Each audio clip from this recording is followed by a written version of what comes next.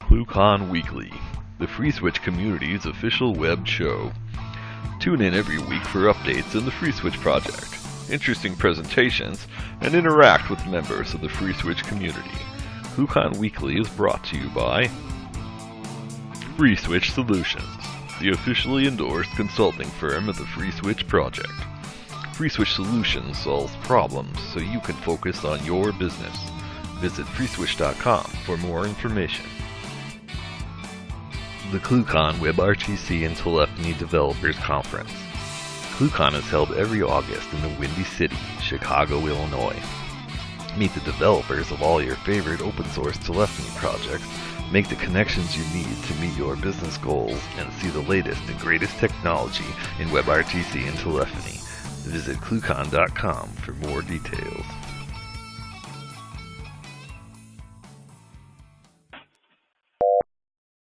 All right, guys. Welcome to ClueCon Weekly. Today is December the 9th, and the holidays are all rapidly approaching or are already upon us.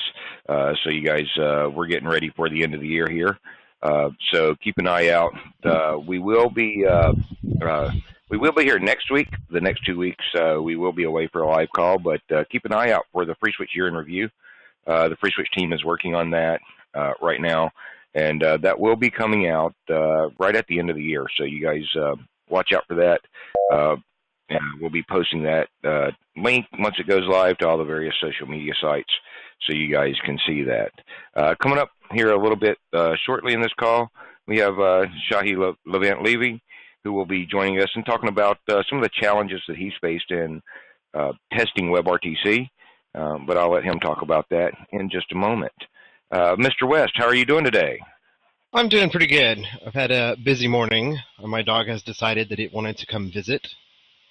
But yeah, so yesterday I had sent out an email to the mailing list. We've started a project to redo our vanilla config, and I've put a Google Doc out yesterday that kind of outlined an idea, and there's a Git repo out now as well in the Jira and on the mailing list. So everybody that wants to be involved and voicing their opinion on those changes that we propose for 1.8, please get those in to me as soon as possible.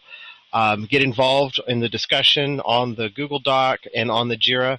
That's going to move pretty rapidly as the first of the year approaches. And that's pretty much the big thing I'm working on right now. And that's it. Now, I don't know if you want to talk about this or Kathleen wants to talk about this. Kathleen, go ahead and chime in if you want to. But isn't there another project going on for packaging that we can get some of the community involved in with? I actually have something about that.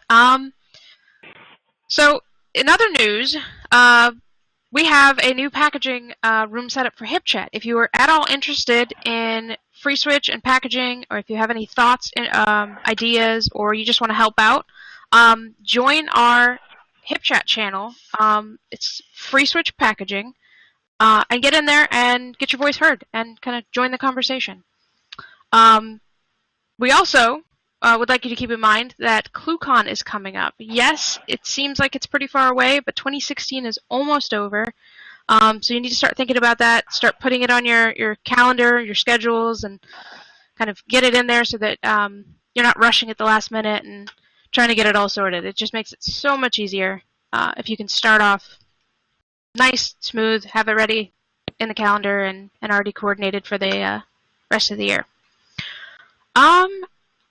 And then I guess the other thing would be make sure that you're following us on Twitter and liking us on Facebook for ClueCon and FreeSWITCH, and then also subscribe to this YouTube channel because you'll get to see all of our videos and all the information and all of our updates, and you'll get to stay in the loop and you'll know what's happening. So it'll be really nice. I think that's it, Ken. Yeah, cool. One question for you, Kathleen. How can the guys that are watching this video join us and chat with us while the video is out live? And how can they also join that packaging room? What's the URL they need to go to for that? That would be. I don't have it put in front of me.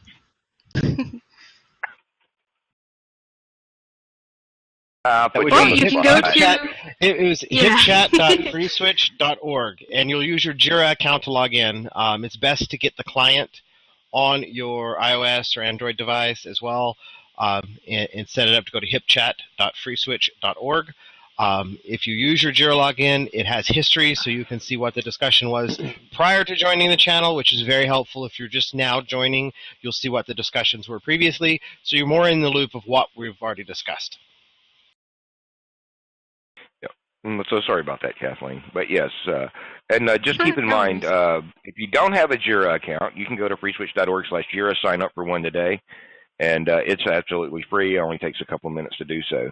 That also, you'll also need that if you want to assist in bug marshaling with Jira, checking out some of the Jiras that we already have. Maybe you have some comments you can make on those, or you can also use that same account to submit patches via pull request to FreeSWITCH, or help the documentation team work on the Confluence project, which is migrating the old media wiki from FreeSWITCH over to the new Confluence wiki. So you guys join in and help out. And also, don't forget to visit list.freeswitch.org. There's very active mailing lists there, several of them that you can subscribe to and keep up with what's going on if that's the way you like to do it. So anyway, today we have Tsahi. How are you doing today, Tsahi? I'm fine. How are you, Ken? So you want to introduce yourself? Oh, I'm doing great. You want to introduce your... Uh-oh, that's the wrong one. Let me get the right one here. Oh, there we go. You put it on the wrong side, though. Okay. Oh, well, actually, no, because I just gave you the wrong tag there. That is my fault. And let me fix this. We'll have to fix this later. There we go. No. Oh, wow, that's a bug. Let me. Do you want us to stop sharing for a bit? No. It's I just found a bug in the UI that we're going to address very quickly. Why? No. Well, crap. It is not playing nice. So give me just 1 second to fix this. Right there. It is. Hold on 1 second. I have to manually fix this.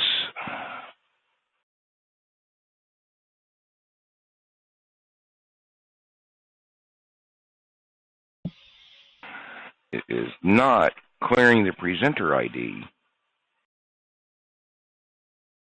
So let's see here. There we go. Let's see. Oh, the right one. That's the right one. There we go. Let's try this now. So sorry about that. So what we'll do is we'll go ahead and let you. It should work. When you're ready for your screen share, just let me know. We'll switch over to that mode. So go ahead, introduce yourself, Tsahi, and let everybody know I'm what you got going on today. Levent-Levi, author of Blog Geek Me. What I started about a year ago alongside Blog Geek Me is a startup as a co-founder along with a few other partners, where what we do is provide services around WebRTC testing and monitoring. And it's called TestRTC. You can go to testrtc.com and see that. And I want to use this time when you actually, invited me to explain the challenges and why we actually started using WebRTC, TestRTC, and what are we doing with it. I'll show you a couple of demos and the presentation, if that's all right. All right, cool. Yeah. Now, you ready for your screen share? Sure. Okay, do you see my screen? Hold on just 1 second.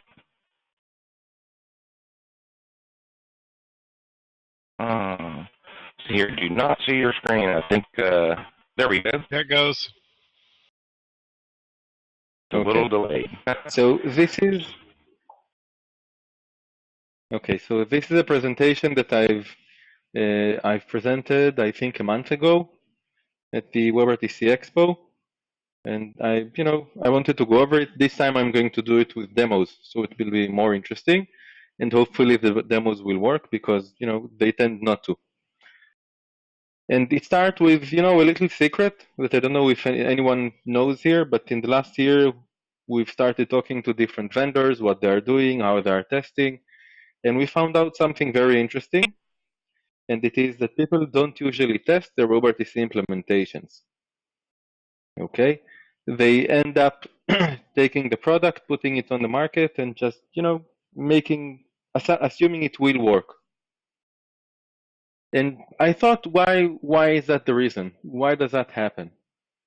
And the only thing that I could think of is, first of all, to some companies, WebRTC is still niche. It's experimental to their service, to their business. They're already doing something probably in communications, and now they see WebRTC, and they, let's do it, let's add that in, let's try it out, see if it works or not, and we can always throw it away. And when you go about doing things like that, you never really do the whole investment. You put something that looks like a proof of concept, and you roll. You try to see if it will catch on or not. If this is not the case, then you're probably a startup company and you have limited resources, which means that if you have limited resources, you're probably going to focus them on features and prioritize that over the stability of the system. So you'll be working more on development of stuff and not on testing stuff or monitoring it. And then there's the last part, and that's the trickiest part of all, and that's the question, what exactly is WebRTC? Is that voice over IP, or is it web? Does it belong to the internet or to telephony? And the truth of the matter is that WebRTC is an intersection of both of these worlds. It's part voice over IP, and it's part the internet. And this causes a lot of friction, especially when it comes to the challenges of testing and monitoring. So if you think about it, when you test voice over IP, you focus on the device under test, most of the time. You do that because we have a standard, everybody uses that, it's called SIP, or XMPP, or H223, or whatever, but there is a standard in there. And now everybody is going to work by the standard. So one company is going to build a phone, the other one is going to build a PBX, a third one will build a media server, the equipment to do recording, a gateway, whatever. And each vendor is going to test his device. He's going to put that device on premise in his company because, he's building a product. And it's in the lab. There are machines in the lab, and he's going to use these machines to test against his product. And because we're relying on slow-moving standards and implementations, okay, SIP is something that we know how it works. There are new RFCs coming out, but they're not as frequent as they used to be. And even when they were frequent, it wasn't that bad. And implementations, we're going to roll out a product every 3 months, 6 months, 12 months, a year and a half, 2 years. We have this comfort zone of how we are going to test our products. And the last thing is we are going to assume limited geographies. For most of the services and the products, we assume that it's going to be deployed within a facility, in a local area network, or within a geography of a country. So testing is rather, let's call it easy.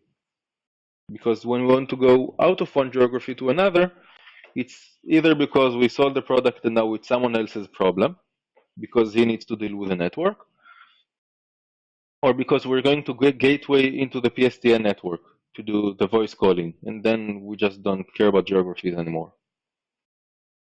Now, when we go to web testing, then it's a totally different way of testing. We focus on browser and different browsers. Okay, I've built this web page. Now I want to make sure that the UI looks the same in all the browsers out there. That's the main thing that I want to make sure. Today we'll say that there is responsive design, which means that I'm going to check different resolutions for different types of devices. But that's about it. That's what testing on the web means most of the time. And we're also most of the time going to separate the UI testing from the API testing, the front end from the back end. It's going to be separate. On top of it all, we don't really care about geography for the functionality that we have in most websites. What we care about is page load times. And when there's an issue there, we're going to first put it on a CDN and then start reducing the amount of HTML and files that we're going to send from the server to the client. But it's not really related to testing anymore. So we've got these two worlds, voice over IP and then the internet. We have WebRTC in the middle. You test one in one way and the other in another way, two totally different paradigms. So you hit challenges. And that happens when you start testing WebRTC services. Okay, so once you have a service, there are 5 major challenges that I can say that are the most pressing ones.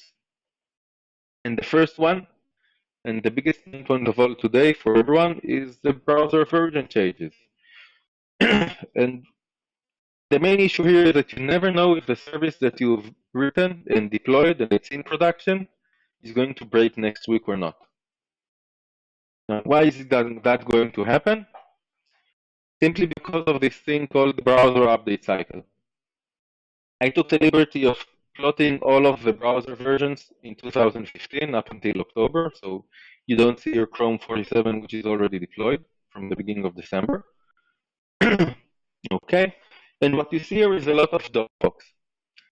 And each dot goes in a cycle of about 6 weeks of development until the new release is out there. And the users don't really upgrade their browsers or update them. It's done automatically for them. So that the question, what browser version do you use in Chrome? There's only one, the latest one. You don't care about anything else. But what that really means is that you need to do regression testing on a monthly basis for your product, even after it got into production. You can't just say, you know, I released the product, it's out there, it's running, I don't care anymore, now I can run and build a new version of it. You need to, on an ongoing basis, update this product of yours and service of yours, because the next version of Chrome might break it. Okay, the most classic example we just had now, Chrome 27 decided that from now on, Get User Media requires an HTTPS page. It's not going to work with HTTP. You must have the website that serves your service to use encryption. So if you haven't done that, it means that your site is broken today. 2 weeks ago it worked, now it doesn't. And this is a small issue. There are a lot of things related to the APIs, changes in behaviors of the browsers and what they are doing. And that's because WebRTC is a moving target. It changes all the time. So you can't rely on it staying the same. Now, it's not as if the browser vendors don't know it. They do. So they've built a mechanism in place for us. And for Chrome, that's stable, beta, dev, and canary. You have 4 different versions of the browser. Stable is the one that everyone's running. Beta is the one that you should expect to be the next release. Okay? It means that if something is wrong for your service on beta, it's probably going to break in stable as well, but you can do nothing about it but update your own service. There's a dev channel, okay? And this is where you can complain of things that break. So developers should run this one to check, and if something doesn't work here, you can go and complain in Chrome that there's a problem, and they might actually fix it on time. And then there's a bleed in the edge canary, which changes on a nightly. Every night it changes. It takes the most updated things from the Chromium project, compiles it together, runs a few tests around it, and then deploys it. You can mix and use whichever one of them. And the problem is that if you test only against a stable version, you're going to find issues after your service broke for your customers. And that's the main problem. Okay, so let me switch fast to a quick demo. Just let's see. Now I want another browser. This one. So this is the TestRTC dashboard. This is where our customers actually use the system. What I want to show is a test and what I can do with the test. I can go to the list of tests, go to a specific one. Let's go and find the one that I want to work with today, the Jitsi one. Jitsi Video Bridge is an SFU. It can enable multiple people to come into a single room and join. What we're going to do now is put 4 browsers inside the same room. Okay, 4 concurrent users in a single session of 4 people. The script itself is written in Selenium Nightwatch using JavaScript. So this is something that QA teams should be relatively conversant at. What we're going to do is to go to a specific URL. The demo for Jitsi allows us to pick whatever you want. So we arbitrarily picked the TestRTC1 for the first room. We click on the chat button, do a few more things, and then end the test. We're going to select a media file to go along with it. The browser is going to be Chrome 46 in this one. I'm going to use the specific location in the geographies and nothing in the network. Now we click on run. And the test is running. I have 4 browsers running. Let's click here to get a VNC URL. Let me open VNC for that. Okay. And here is the browser. One of the 4 browsers we've sent to go and test the Jitsi video bridge is now running. It went into the URL.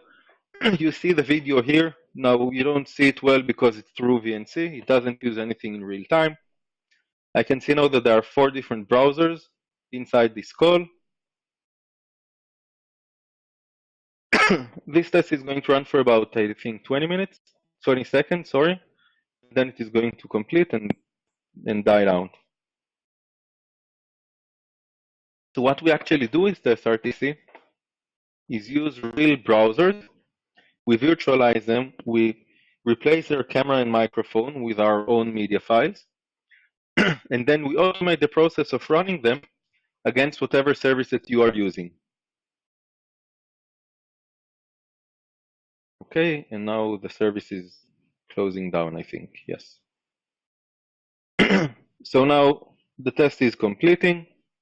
Once all of the browsers and agents are going to close, what we will end up with is this report. In the report, I can see, the top level stuff of how much bitrate was sent and received, how many endpoints were there, the call setup time until we got into the call, things like that. I can also go to one of the machines.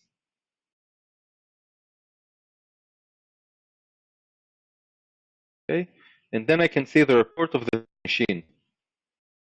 So this machine runs Linux, it runs Chrome 46 from the US East. Were warnings, mainly related to packet loss on different channels. We'll look at that in a second. I can look at the screenshots that were taken during the call. Okay, so inside the script it can actually indicate that I want screenshots.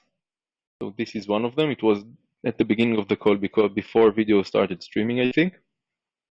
And I can also look at the browser logs themselves. This is everything that went into the console log. I think that I can do here is go and look at the different channels. I had these channels in the call. It was a 4-way call, and I have 3 incoming Opus channels, 4 incoming video channels, and 1 outgoing Opus and VPA channel.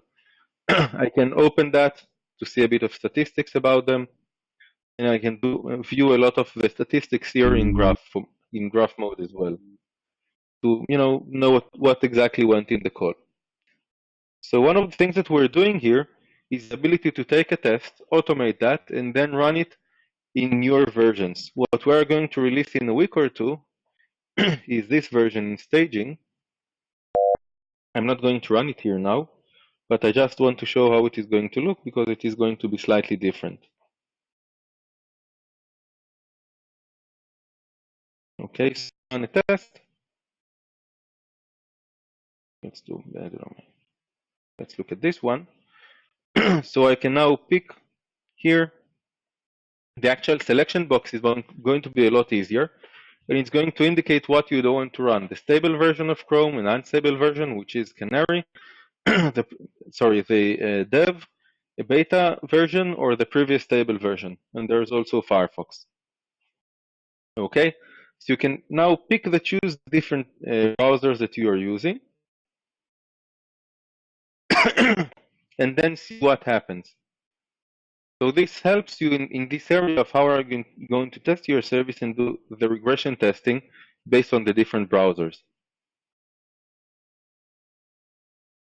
Now, one more thing that we're not handling now, what is important to state, is what happens in mobile.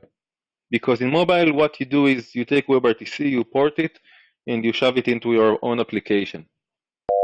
But then you have the browser with his own WebRTC library, and that WebRTC library is going to be replaced every 6 or 8 weeks.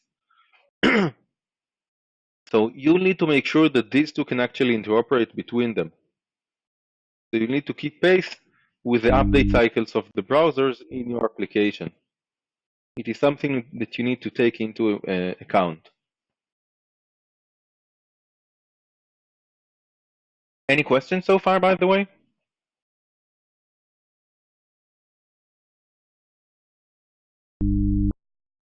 I have a question. If anybody has any questions. Go ahead, Brian. Yeah, I have one. So are you using Docker for this, or are you using Amazon EC2 for the instances? Yes. What we're browsers? Okay. So what we did, we took the browsers. We put each browser is in its own Docker, and then we use Selenium on top of that to automate everything and try night watch for the APIs. We have our own test server that takes care of all of these Docker machines, putting them up, taking them down.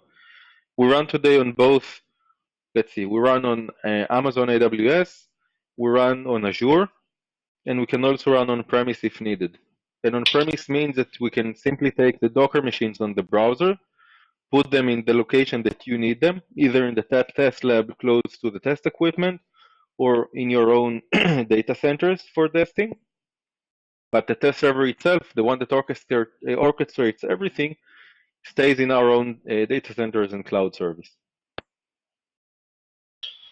Okay. So how are you emulating the audio and video portions from the containers? And do you do video path and audio path validation and verification? So what we essentially do today is replace the camera and the microphone of the browser.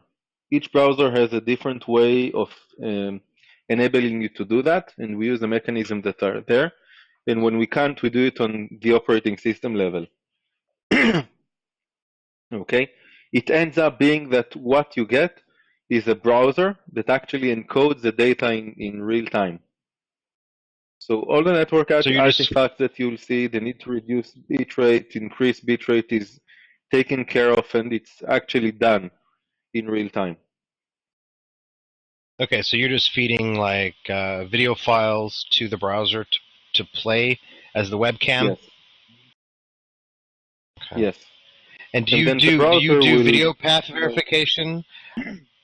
Because currently I have some tests that I run, and I do video path verification with QR codes. And then take snapshots and feed those through a validator to verify that, yes, I see what I expect in each window. No, I understand. We don't do that at this point in time. Well, that's all the questions I have so far. Okay. Also, so to the next one. Hold on one second for me, Tsahi. Well, if anybody else has any questions and you're watching live on Inverto Communicator, on the upper right corner next to the members list, you will see the chat tab there. Click on the chat tab and you can ask questions there if you don't want to unmute when he calls for questions again later, or I'm sure he will be asking for questions again later, and we will open the floor at that point again. Thank you. Go ahead, Kasia. You can ask whenever. I'm fine with that. So the second problem is not traversal. And how do you actually make sure that the service works in varying network conditions. And the thing is that WebRTC isn't always peer-to-peer. Sometimes it requires turn servers, and that sometimes can be anywhere. I've seen anywhere between 5 to 15%, 50%, and that actually depends on the use case, the type of customers that you have, the network that they are using. You just don't know what happens. And in most cases, the company that just starts out with the WebRTC is going to fail miserably here. Why? You start by writing your test, your application, right? How do you test it the first time? You open the browser, you go to a URL, you press Control Tab to open another tab in the browser, you go to the same URL, you see that it's working. What's going to be the next thing that we're going to test? You're going to look around, see your colleague just next to you, shout to him, tell him to open a URL, you go to that same URL, you check that it's working. It does. Mission completed, right? Nothing else that you need to test.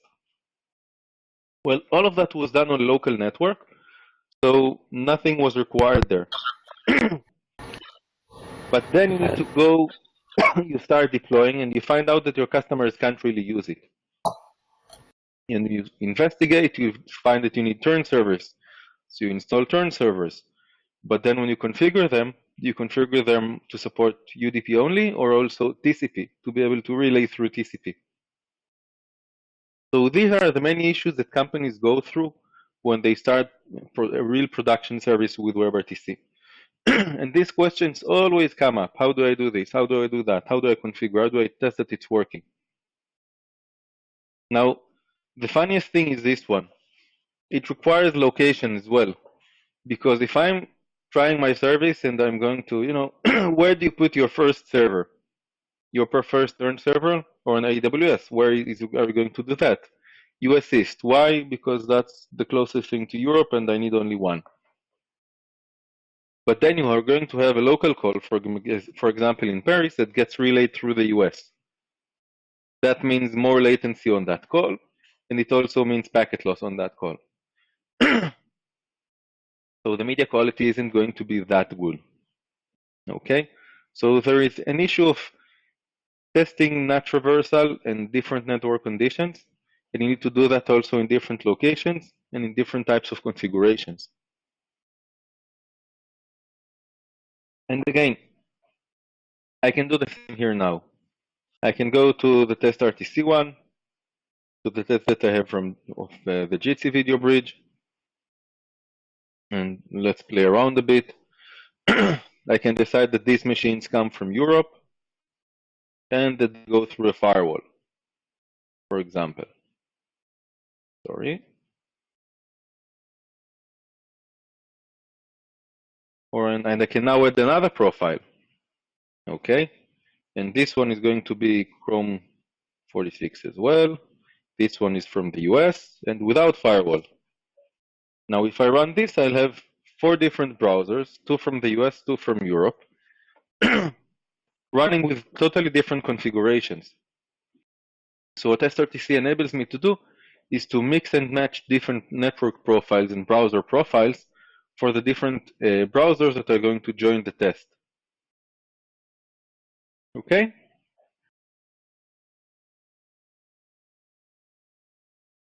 What is a Y4M? I saw the video file was Y4M. What format is that? It's a format. It's an open format. It's uncompressed. The next version isn't going to look like that anyway. It's going to have specific files there to pick from with different resolutions, and later we'll introduce the ability of uploading a file of your own. Okay, but these are open formats. Now, the third challenge, is server scale. And the question is, well, how did you test the service for scale? Where did you stop? And this is a typical answer that I get. I really got this answer once. And this is, well, the service that we have should work for 100 people in the same conference. And say, I already know the field, so I ask, okay, how many did you really test? And the answer is something like, we tested it with 12 people. It's the number of machines that we actually had available in the office in that day. Okay, so there is a hidden assumption in most WebRTC services that it is going to work in a higher scale than it is actually than you actually tested it for, and that's not really good practices to do these things. And then there's a question of where did you actually test the scaling part? Did you do it for the signaling side of your service, for the media relays, for the backend media processing? Did you scale a single session or scale the service itself with multiple sessions in parallel? Okay, did you do end-to-end service scale testing? So one question would be, okay, I've installed a media server that I know that can scale well. That's great. Where did you get the turn servers from? If you install them on your own, you should check that they scale as well with a media server. So there's a lot of variants that go here and a lot of things that you need to be able to test, and it's not that easy. And again, the point of view of what we've done, there are two areas that you can simply use to scale. The first one is this: I want more browsers to run the test. And the other one is this: I want more browsers within the same session to go to that same test. Okay? And this can give you the capacities that you need and the reliability of knowing that your service can actually scale.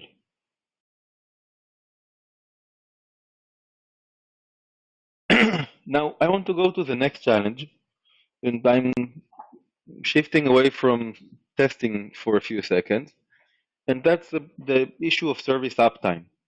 You've put a product out there, you've tested it, everything is fine, it's running, it's in production, customers are using it.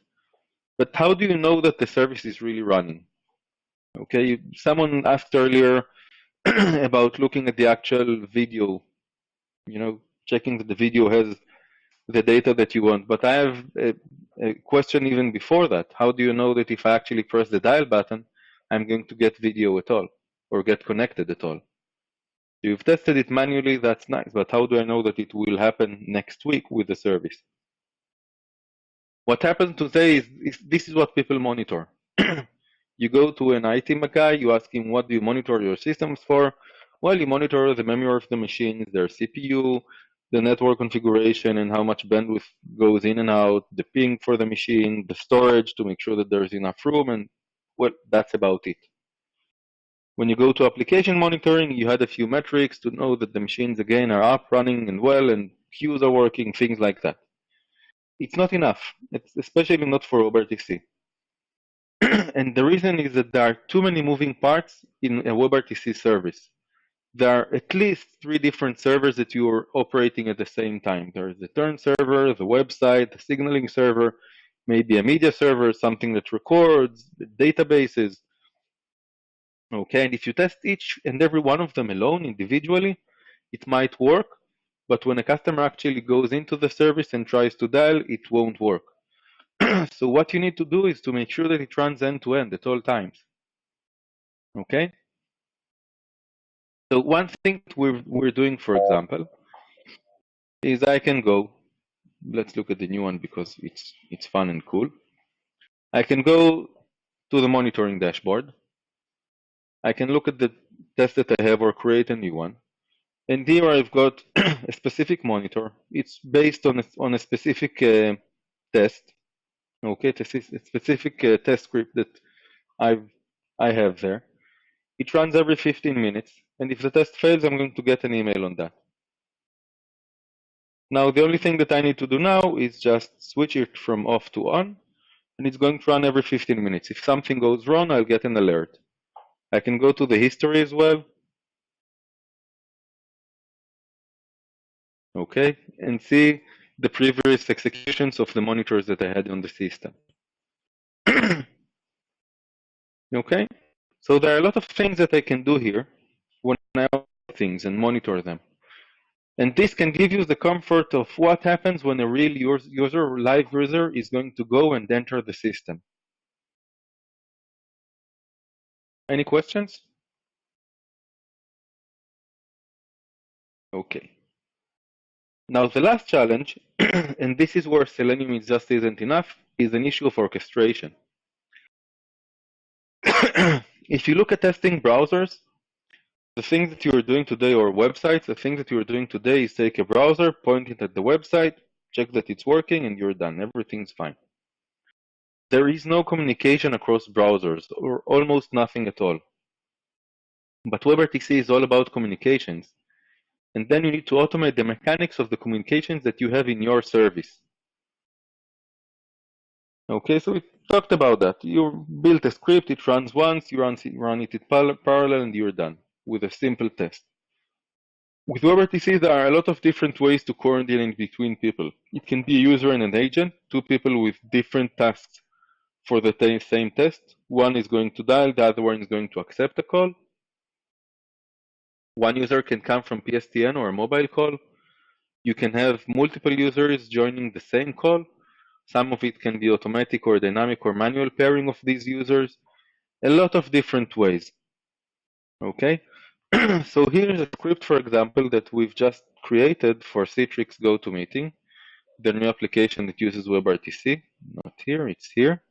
And I want to show you some of the cool APIs that we've added into the script to be able to work with that. So what happens with GoToMeeting? It's a webinar. There is a host, an organizer, that is going to load the service. He is going to create a session, and then everyone are going to join him. So we need two types of users here. So what we're doing here is we're going to look at the index of the user within the session. Okay, this is the session. We're going to have 10 people in the same session. So if I have, for example, 20 users here, each 10 are going to be a group of a session joining a separate webinar. So if I'm the organizer, what I'm going to do is this. If I'm not the organizer, then I'm going to run this code. So essentially, the organizer is going to start, going to log in, is going to show progress messages. We'll see that in a second. But near the end, what happens is after the session is set up and all of the different buttons and screens passed, what we are going to do is to call all of the other people, or the other browsers in the session to join. So I'm going to use this new API called RTC set session value with the message please join. Now, what are all of the others doing? They are simply waiting at the beginning of the of the test for the message please join to come. And only when it arrives, they will actually go and start running the test. Okay, so I synchronized here between the different agents or browsers that need to go into the same test. And let's run it with a, sorry, no, here, with a smaller group. Let's put 4 people in the same session and run this test. Now what I want to do, and let's see if I can do it fast enough. Let's take the first machine, open a VNC to it.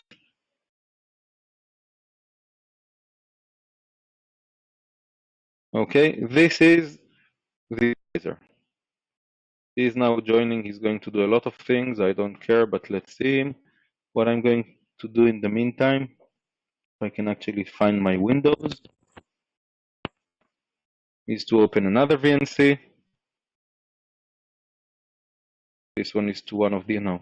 Okay, he's already in. Yeah. Okay, let's leave it. But what you see here is that they show their progress status. So this one is waiting. Now they're all in the conference. Is inside. I think that they are leaving already.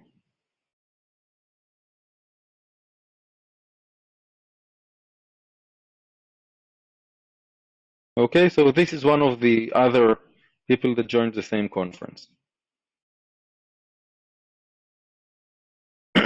Now, the first one completed the test. The others are going to join him in a second. So what I did here was build a test that, unlike the Jitsi one, has asymmetric behavior to the different browsers, and they're also synchronized between each other to do the different tasks within the test. Okay, and I've got here the results. So other things that we have in the service that are interesting, let's go to this test because I think it shows it. The ability to set the test expectations. I assume that there are going to be a single incoming and a single outgoing media channel for this browser. And I am assuming that there's actually media being sent on that. If there isn't, the test is going to fail. And there are different types of expectations like that that I can add into the test. There's also custom metrics that I can add into it, and a lot of other features that we've added, specifically for the part of how do I synchronize between different agents and browsers and coordinate between these different people. Okay, so that essentially concludes these challenges.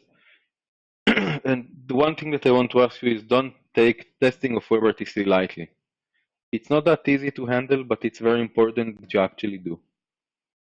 That's the end of my presentation, and I'll have to take more questions or show a few more demos if you wish. So if anybody has questions for Tsahi, you can mouse over the video, and in the upper left corner of the video, you'll see the little mic icon. You can click that to unmute and ask away.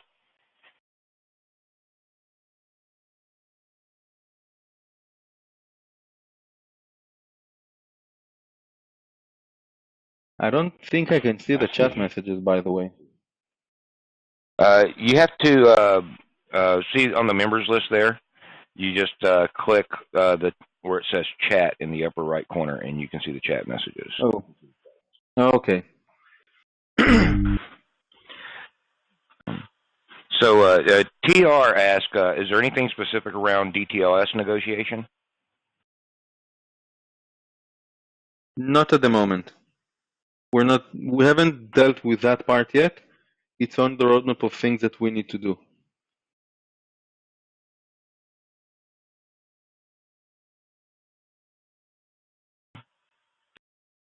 Let's check IRC, because you never know what people are going to be asking over there.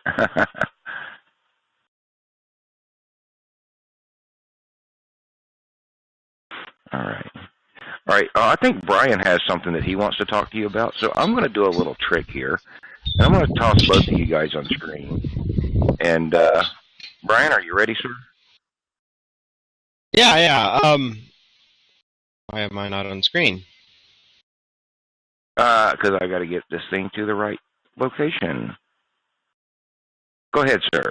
All right. So you were talking about bleeding edge canary. We use this conference that we're using right here daily. It's 12 hours a day, all of us combined. We run Chrome Canary on our desktops, and we run bleeding edge WebRTC code in FreeSWITCH.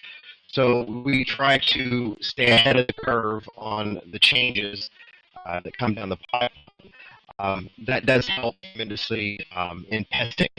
And that's part of the reason that you've set up the Docker and the containers. Same thing I'm trying to set up right now. So I could test in an automated way. And not only am I going to be running WebRTC within these instances, I'm going to be running soft phones, like SIP soft phones as well, to test that element, which is why I specifically asked how you were emulating the video and audio, and I see how that happens now. Mm-hmm. Okay. Now, one of the things is that, how long have you been around FreeSWITCH? From day one, when there was not a single line of code in a folder. No, I mean, how many years are you running? We've been running FreeSWITCH since it's been created. So, what is it, 12 years now? 11 years? 11 or 12 years at this point. Right. You're like experts at VoIP. Out of the Yeah, I 800 think that was plus actually the first companies version that to use deploy it in WebRTC, how many of production them? 10 years ago. Mhm. So when I look at it, most of the vendors out there don't have the expertise that you have with voice over IP. It's assistance of how to test, what to do. They need to run it all the time to do these regressions, to understand what it means. And this is where exactly we come in and fill in these gaps. Yes, that's what I feel as well. There's a lot of work involved in keeping things running smoothly. We have the aspect of FreeSWITCH, which is SIP, which is not even WebRTC. It adds, every time you add a feature, that's a multiplier for testing. Here you had 10 tests, now you have 100, and then you find one more feature, it goes 200, 400, 800. Before you know it, you're doing nothing but punching buttons. Yes, exactly.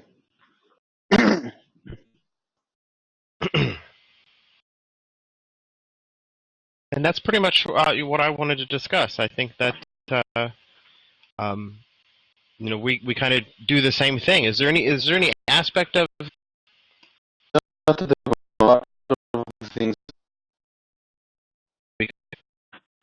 These guys. But But don't forget, who do we?